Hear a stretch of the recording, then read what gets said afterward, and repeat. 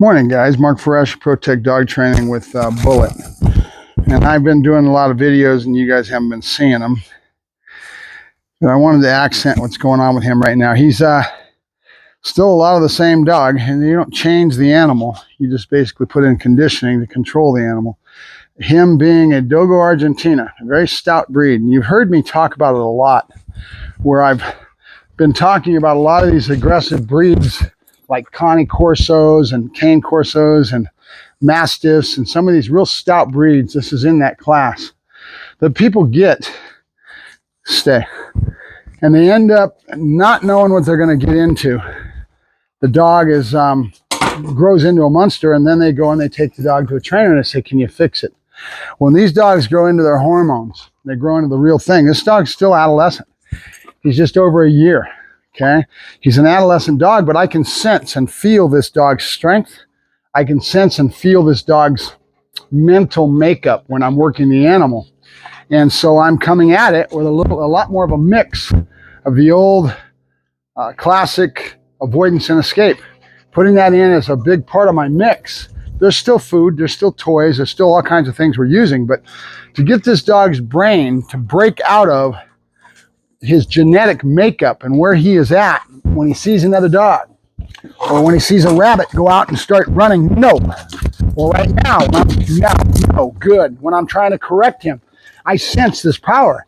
If I overcorrect, I put too much pressure on him, he's going to end up going to fight, flight, submission, right? And it's very natural. So understanding how to work a dog like this, good. It's not just come at him and kick shit out of him and suppress the behavior. You're going to ruin the dog, and you're going to create a lot more problems, meaning this dog will go to the fight. He's already shown that. So when I'm working the animal, I've got to keep everything balanced. There's got to be a proper amount of mix of my dominance to him, at the same time making sure that I have all the positives that I can in there. So he wants to go to that, and he learns that there's a consequence in his overall genetic makeup. Good. And that's the hard part, because you can't just take a baseball bat, as I always tell my customers, and beat the heck out of the dog and expect him to be a good working animal. If you're going to have a well-developed animal, you've got to respect and appreciate who he is as an individual genetically. He's a Dogo Argentina, right? At the same time, you have to have a balance of it so that the dog can learn and grow and not get to that fight. I always say, and I tell this to my customers all the time, with a dog like this, struggle begets struggle. If I come at him and I always want to control him, keep him bottled up and he's going to end to a point where he's going to end up fighting. And it's going to be struggle begets struggle. It's like two strong beat, and they're crashing heads. If you have that kind of relationship with him, you're going to end up always having to fight that fight.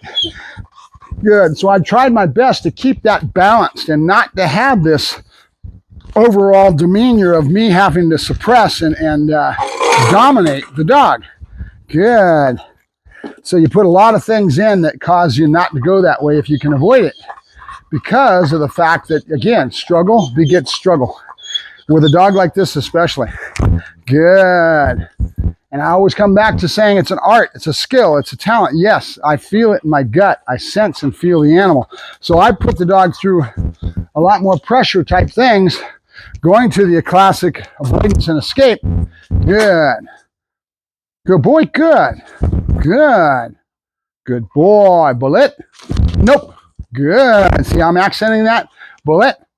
Good. Bullet. Yep. Boy, accent that nice pause. And he didn't come into me. He came over to the truck. He wants to jump in the truck. He wants to smell. He wants to lift his leg. He wants to piss. That's the nature of the beast. Down. Good. So keeping it balanced and not hitting that struggle is key. So we put in things, nope, that are going towards drive. Good. Bullet. Yep. Good. Right? That time I really let into letting him know body language-wise that the hand was going to be there. Last one I did, you notice him floating past me, going to the truck. Down. Good. So, good. Bullet. Good. Bullet. Yep. Good, there you go, good boy. That's a boy. And showing him where the right answer is at. Showing him where the wind's at. He keeps wanting to go to the truck. He smells something over there. He wants to sniff. He wants to get into it. Bullet with me. Good. Now, I've also got a stem collar on him. Yeah, generally, my attitude about a stem collar down is that it's a finishing tool. I want to teach people that it's a finishing tool. Sit and I add it in at the end of our communication baseboard stem. That is my standard. But there's times with this dog as an example, down, that I want more control. I want something that breaks his brain out of where his genetic makeup goes to. Sniffing, a dog, whatever it is, scratching on the turf. Nope. Down. Good. And having an attitude of wanting to be dominant, right? You ever see a dog take a piss and he scratches afterwards? That's this dog's mental attitude overall. Right? And he's not even grown into himself yet.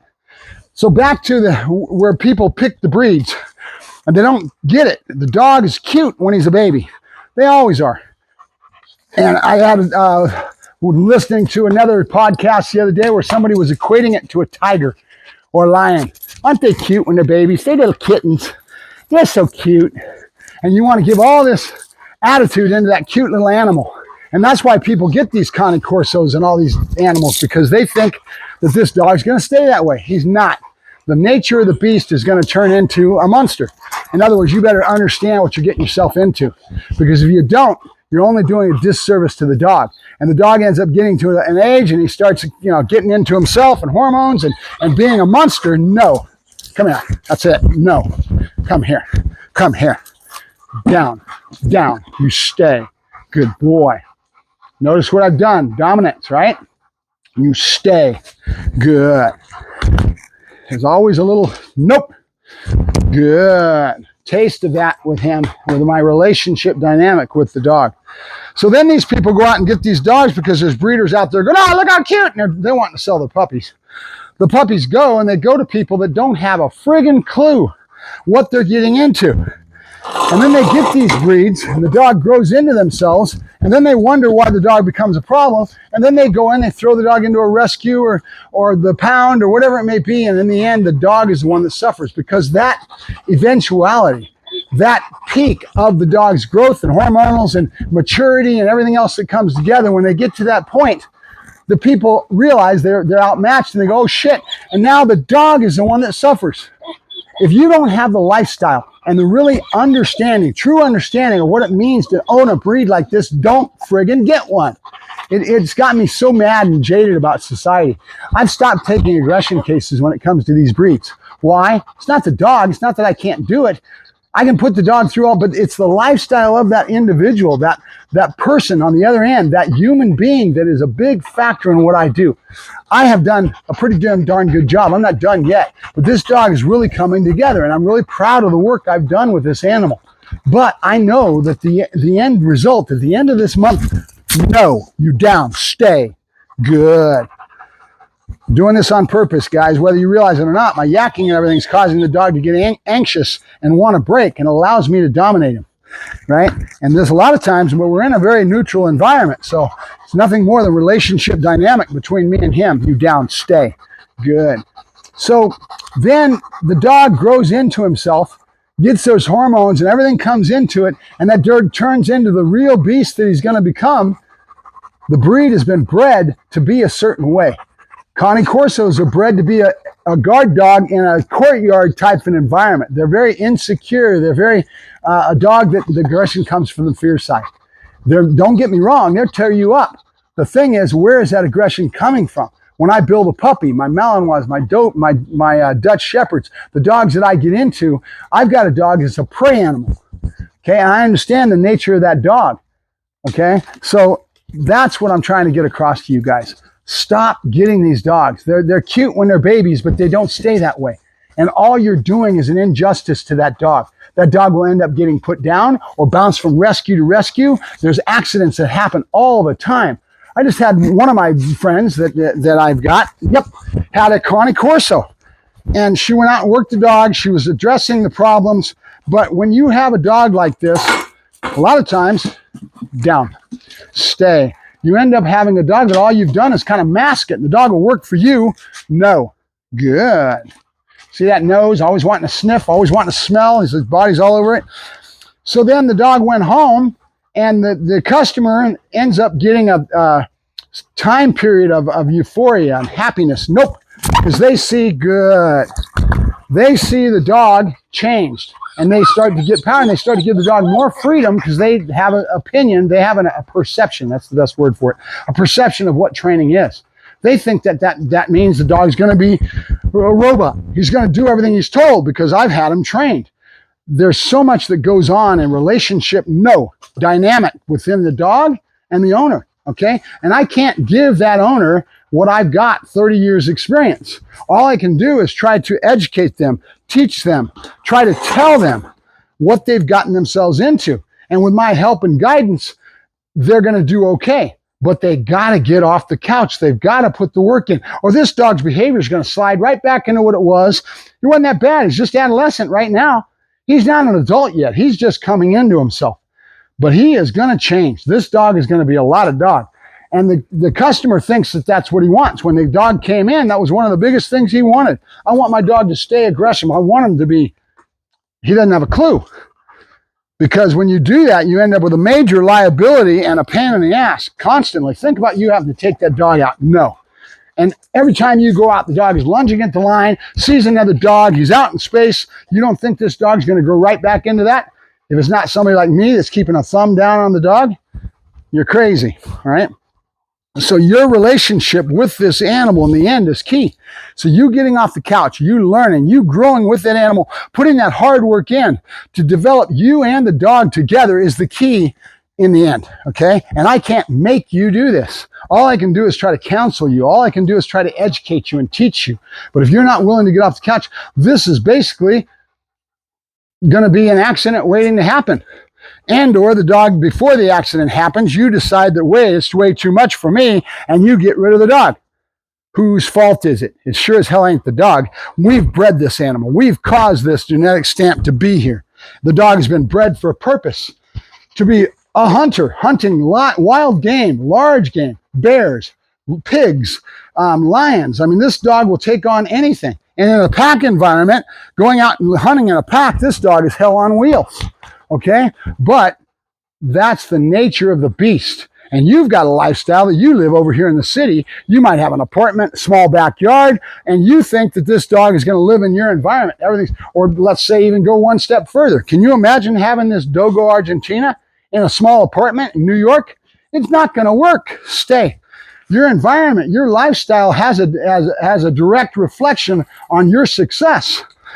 And if your lifestyle is not going to be a part of this dog in that regards, and you can't give him that hard work and persistence and consistency in getting out there and having that relationship dynamic be what this dog needs, you are destined for failure. No.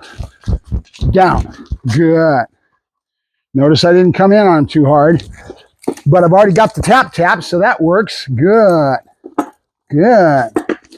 All right, so my big thing with this morning, my yak session, is to make sure you understand that it is all up to you and what you choose and to go by and you get. Your perceptions are everything. And your perceptions are based what you see in YouTube videos and all the media that we have. When I go out and work a dog, I'm out showing off, I'm doing all this, or somebody like Oscar Mora goes out and does all the stuff that he does with his dogs. Do you think that he doesn't spend huge amounts of time in acquiring that skill, practice, good, and getting into it to a point where it's his lifestyle. He eats and breathes and sleeps it, just like I do, but I don't get in the sport. I do it in my own way for my customers and what I do to handle the problems and all the dogs that I deal with in that regards. You have to make a choice and realize your perception needs to change. You need to understand what you're getting into when you get a dog like this. It's not going to be a cute little puppy for the rest of his life. He's going to grow into the real deal. Just like that little kitten that you thought, and that's why people aren't allowed to have tigers and pumas and all these game animals that are in the wild animal, humans. But there's humans that go out there and they do it. They get the dog, he's in his backyard, they're raising, and then it doesn't work out. The animal goes to a rescue, sit in a cage for the rest of his life, right? And in the end, it's man. Man is the one that can control that. Good. Good boy. All right, so that's enough of my lecture this morning. But realize what you're getting into with these breeds. Step back. Pay attention. Make a choice with a little bit more R&D and learning and growing before you decide on a breed, right? Come get in with me, go out to classes, work the dog, hang around a sport club or whatever it may be. Learn and grow. Put that work in before you even make that decision on what you want. Understand what you're getting into. Don't just sit there and think because you're watching these videos, oh, that would be cool. I want me a red Ferrari, right? Good. But then comes the reality. The red Ferrari costs a lot of money, for one. Can you afford it? Then it's insurance, tires, maintenance on that vehicle, all that. Can you afford it? Then the realization sets in, right? You might be able to afford buying the car, driving it off the lot, but can you afford the rest of the lifestyle that comes with it, right? So it's the same thing with a dog, but the difference is you're dealing with a living, breathing animal. You owe that animal so much more than just having that happen to you, and you're the cause of this dog's eventuality in life. I can't control that. I can do the best I can to educate you, teach you, to be frank and honest. And if you guys have watched my videos long enough, you know that I don't cut no bullshit. I come right at things, and that causes me to basically be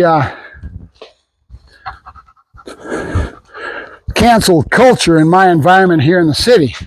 But that is what it is. And all my colleagues and people that don't want to sit, good. Face reality in that regards. Good. That's boy. Good. Good. Good boy. Bullet. Good boy. Good. Bullet. Yep. Up. Good boy. There you go. All right, we're going to go work on the Coranda bed, and I've got a stem collar on him. Sit. I'm basically layering it in, but I'm not really going to work with the customer much. This is an item that I spend a whole month in layering it in and really getting the dog fluent with the language of the collar. I take my time down. I've only put it on him because I needed something to break him out of that heavy genetic stamp and sniffing and all this stuff to get him to understand that he's got to comply because he doesn't want to. He's got a stubborn streak. And he goes towards that when you start getting that loggerhead, right? He's trying to dominate him and put pressure on him to get him to do something, to make him to do something. He's going to get to that loggerhead, and you're going to be butting heads, and it's not going to end well. Let's put it that way. And it's only because of my knowledge and understanding at stay that we get somewhere. All right. Mark Ferrasci, Protect Dog Training, using Bullet for a little yak session. I'll talk to you later. Bullet. Bullet. Beautiful dog. Admirable to have a dog like this, but again, what does it take? What do you have to do to really match this dog's needs? And what he needs is an animal within your lifestyle.